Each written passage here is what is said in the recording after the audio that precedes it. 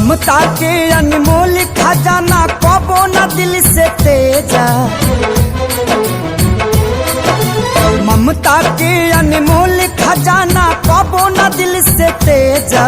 धड़केला हरदम बेटा खाती माई के करेजा। कुहकेला हरदम बेटा खाती माई के करेजा। ए भैया, आज हम जौन सुनावत तानी अपना माई से सुन ले बनी कि माई के ममता का होला और बेटा के दिल का होला। सुनी ध्यान से सुन ल भाई एगो बेटा के कहानी।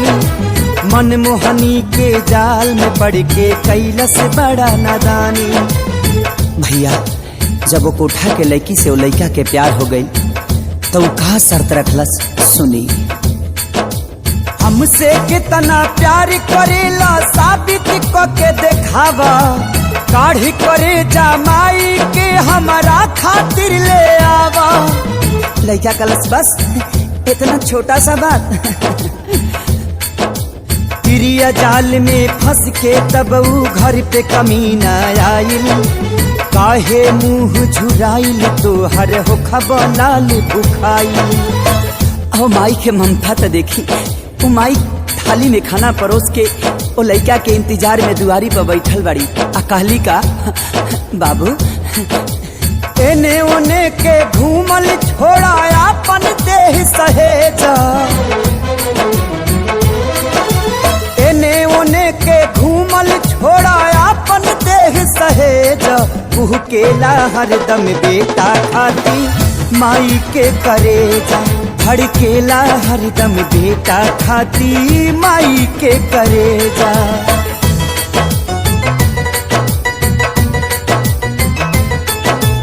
इतना पर भी ऊ कपूत बैठल माई के पंजरा। खाए लागल खाना माई हाके लगली अचरा। कैसे कि माई पड़ोसी से पैंचा आटा मांग के लिए अली और 4 गो रोटी बनौली। घर में बिना ना रहे तो अचरा के हवा हाँक हाँक और ओकरा मुंह में रोटी खियावे लगली। अपने पानी पी के सुत गई। लेकिन वो बेटा कैलस का बीच के खंजर सीना में मरल सबू अपना माई के। काढ़ी करे जा लेके चलल ना आइल दर्द कसाई के। ठोकर से जब गिरल करे जा कहलस ममता जागल। हे बचवा कहीं पैर में तुहरा चोट त नहीं लागल। देखी माई के ममता क्यों करेजा शरीर से बाहर आके भी अपना बेटा के चिंता करता। और वो करेजा से का आवाज आई, बेटा हो तोहके चोटी कहीं त न लागल। बेटा हो तोहके चोटी कहीं त न लागल। और आखिरी बार वो करेजा से का आवाज आवता। सुनी जहाँ जाए के बात हके जल्दी उठा के ले जा। जहाँ जाए के बात हके जल्दी उठा के ले जा। तू केला हरदम बेटा खाती माई के करेजा।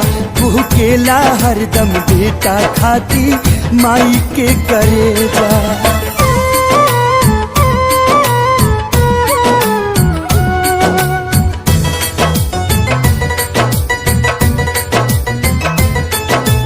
देख करेजा कहलस देखा के तना हई दीवाना हम।